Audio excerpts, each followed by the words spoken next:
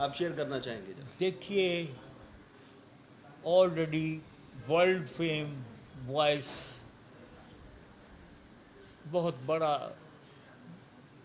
Singer है हमारा ये, and we are proud of go. हमारा पहले कोई उन्होंने नगमा नहीं गाया, लेकिन जब कुछ ऊपर से कुछ बाणी आती है ना, जब कभी कैसा होता है कि भाई कब मिलन होता है काम करने का, तो काम करने का मिलन अब आया। तो ये सोचा सब ने मिलकर कि इस नगमे को, इन नगमों को जो हीरो के होंगे वो कौन गाएगा। तो वो सब ने यही राय सबकी बनी कि सोनू निगम जी गाएंगी। तो और सोनू निगम एक बहुत बड़ा नाम है इस वक्त, और he is perfect singer, perfect, हर तरह का गाना गाते हैं वो। और मेरे ख्याल में इंशाल्लाह हमारे गाने भी बहुत अच्छे गाएंगे, बहुत मज़ा आएगा। और इंशाल्लाह फिल्म में और फिल्म को देखने वाले भी इस इन नगमात का, इन गीतों का मज़ा लेंगे। और इंशाल्लाह वो ख़याम को बिल्कुल वैसा ही पाएंगे जो मैं पहले दे चुका, और हमेशा जो दिया वैसा ही पाएंगे। वो कभी नहीं पाएंगे इंशाल्लाह, कोई कमी नहीं होने दूंगा, कभी नहीं। और कायम साहब, आज के दौर में गाना हो या गाने के बोल हो, थोड़े बहुत अश्लील होते जा रहे हैं। आपके दौर में ऐसा हुआ नहीं करता था, तो इसके बारे में क्या ख्याल? बिल्कुल सही बात है। और उन गानों को फिल्म इंडस्ट्री के, देखिए, फिल्म बनाने वाले, वो डायरेक्टर, वो प्रोड्यूसर, वो ऑफ कोर्स इवन आर्टिस्ट, तो वो सबकी राय से ये बुलंद पाया गाने होते थे। और बड़े बड़े शायर, कवि हमारी फिल्म इंडस्ट्री में उनकी खिदमत ली जाती थी। और उनकी खिदमत से क्या, यानी हमारी फिल्म इंडस्ट्री लिटरेचर से माला माल हो गई। तो ये है कि उस वक्त ये था। क्योंकि अब देखिए, मैंने आपको बताया, क्योंकि फिल्म मेकिंग का अंदाज बदल गया।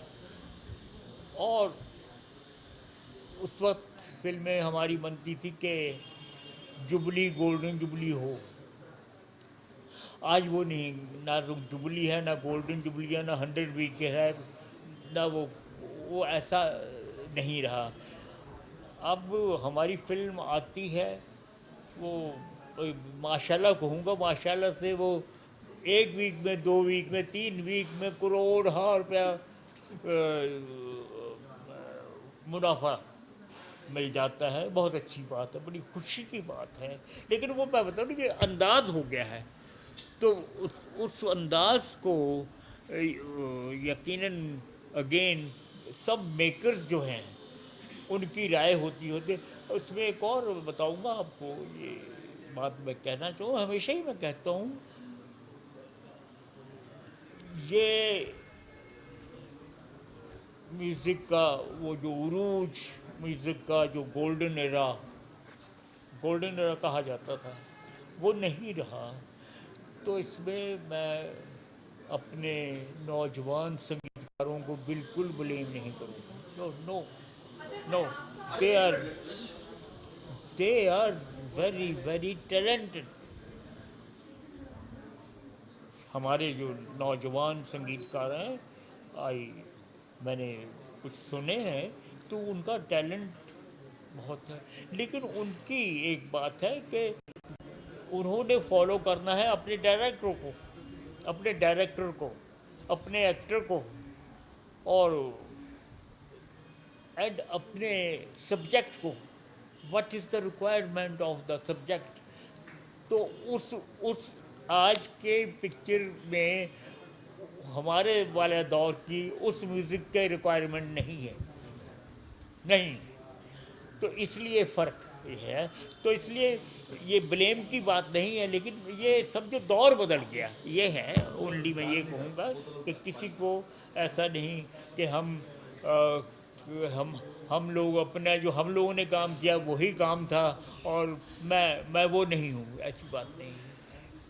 लेकिन जाहिर है वो अपनी जगह के वो इतना बुलंद पाया काम, हमारे सब हमसे पहले सीनियर लोग, हमारे कुलीग, मैं सबके बिहाफ पर बोल रहा हूँ कि क्या क्या म्यूज़िक दे गए, क्या क्या नगमात दे गए, क्या क्या राइटिंग गानों की हो गई, क्या कहने लाजवाब। और बड़े बड़े शायर, कवि, ऑथर्स हमारे, तो उन्होंने जो काम किया तो उसका रिजल्ट मिला है सामने।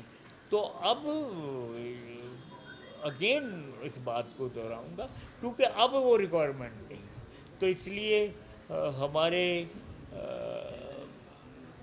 नौजवान यूँ है कि जो मुझसे नौजवान हमारे आने वाली पीढ़ी है वो कहेंगे साहब हम कोई आपसे कोई कम थोड़ी हैं, हम भी आपके उम्र के हैं। तो इसलिए तो वो सब जो है उनको हम कभी, क्योंकि ये requirement of the subject and team work है, अपने हिसाब से वो काम करते हैं और वो अपने काम में सब लोग कामयाब हैं। देखिए ये नहीं हम कहते वो भाई वो कामयाब है, देखिए कामयाबियाँ सामने नज़र आ रही हैं, कौन कौन सी पिक्चर क्या क्या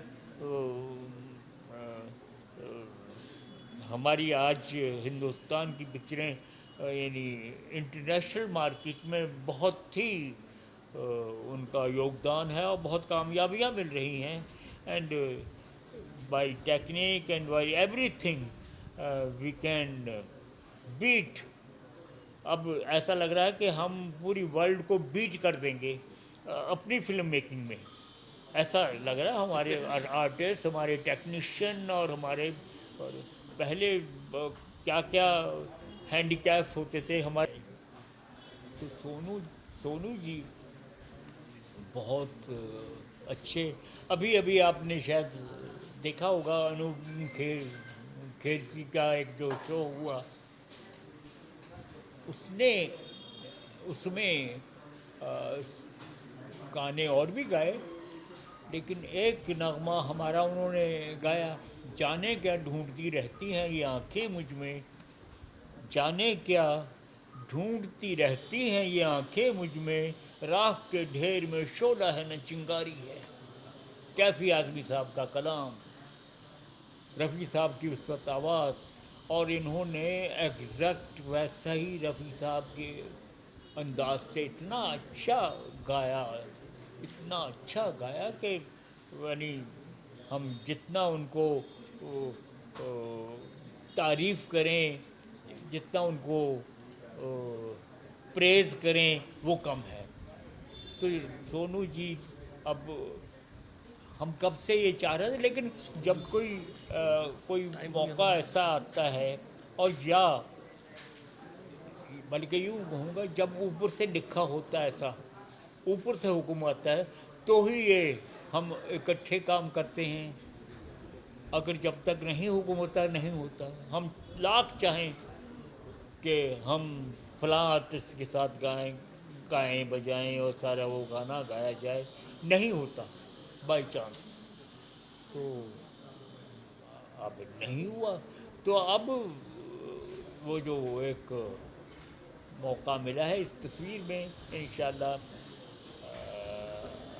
हमने दरख्वास्त की है प्रकाश जी से और कि हमारे हीरो के जो यंग हीरो के गाने कुछ और इसमें सिचुएशन बनाई जाएं और हम वो यंग हीरो के गाने और सोनू जी हमारे साथ गाने गाएंगे इंशाल्लाह। बहुत अच्छा गाएंगे और अच्छा गाते ही हैं वो तो ऑलरेडी इस्टेब्लिश है, कहने की बात नहीं। लेकिन हमारा नगमा गा के और उसको बहुत ताकत मिलेगी और बहुत अच्छा उसको बैकिंग मिलेगी हमारे म्यूज़िक में। सब लोग आपसे बात करते हैं। खयाम साहब जाते जाते गाने की दो हाँ भाई, जाते जाते गाने के दो नगमे हो जाए ऑडियंस के लिए।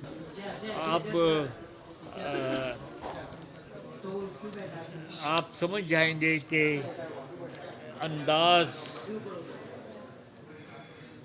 अंदाज़े गुफ्तगू या मेरी दिलबर हुस्ने मलिका, मेरी दिलबर हुस्ने मलिका, दिले दिलदार हो तुम, दिले दिलदार। आप देखिए, दिलदार और दिल, उसका दिल हो तुम, हुस्ने मलिका हो तुम, मेरी दिलबर। अब अपनी माशूका, अपनी महबूबा, अपनी प्रेमिका के लिए देखिए उसने ये कहा, और फिर दूसरी लाइन कही, मैं फिर रिपीट करूँगा पहली लाइन को ताकि उसका लिंक आपको लगे। मेरी दिलबर हुस्ने मलिका, दिले दिलदार हो तुम, मौसमे गुल में महकता, ये कलाम इनका है, पढ़ मैं रहा हूँ। मौसमे गुल में महकता, गुले गुलजार हो तुम, मौसमे गुल में महकता। आप देखिए, मौसमे गुल में महकता, गुले गुलजार हो तुम, मेरी दिलबर। और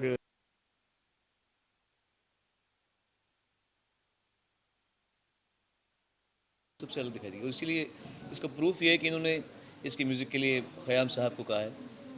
ख़याम साहब मान गए, ये बहुत बड़ी बात है। उन्होंने अपनी ज़िंदगी में इतना कर लिया है, ऑलरेडी इतना अचीव कर लिया है कि अब वो किसी प्रोजेक्ट को अगर करेंगे तो उसके म्यूज़िक क्वेश्चन को देखकर, उसके साथ में जुड़े हुए लोगों को, उनकी काबिलियत को देखकर करेंगे। तो इसका एक गाना मैंने अभी जो मुझे गाने के लिए आया हूँ वो मैं आज गा रहा हूँ। शायद इसका एक और भी गाना है जो मुझे गाना है बाद में। तो मैंने अभी कुछ 5-6 दिन पहले ख़याम साहब के घर जाके रिहर्सल की थी। प्रकाश जी थे, उत्तम सिंह जी थे, वो जो अभी भी यहाँ पे मौजूद हैं, जो असिस्ट कर रहे हैं ख़याम साहब को। और बहुत ही अच्छी कॉम्पोजिशन है। ख़याम साहब इज़ समबडी जिनको सुन के हमारे पिता बड़े हुए हैं, उनके गाने बचपन में गा गा के।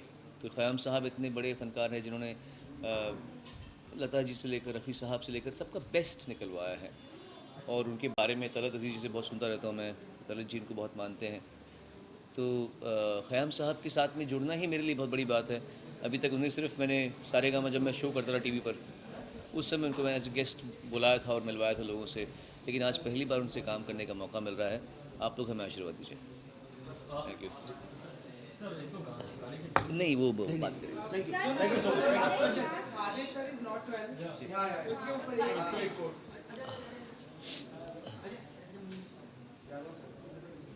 जी, आदेश श्रीवास्तव जी की तबीयत बहुत ही ख़राब है। मैं उन्हें ऑलमोस्ट रोज़ मिल रहा हूँ और भगवान करे कि तबीयत ठीक हो जाए, लेकिन इस समय जिस पोजीशन में है वो क्रिटिकली कह सकते हैं। मेरे बहुत ही नज़दीकी एसोसिएट कह लीजिए, बड़े भाई कह लीजिए, पिछले 22 साल से मैं उन्हें जानता हूँ और बड़ा ही जिंदा दिल आदमी है, बहुत ही हिम्मती आदमी। इसलिए वो पहली बार जब अटैक आया था उनको, तो वो उससे बाहर आ गए थे। इस बार थोड़ा जकड़ गए। Let's hope for the best.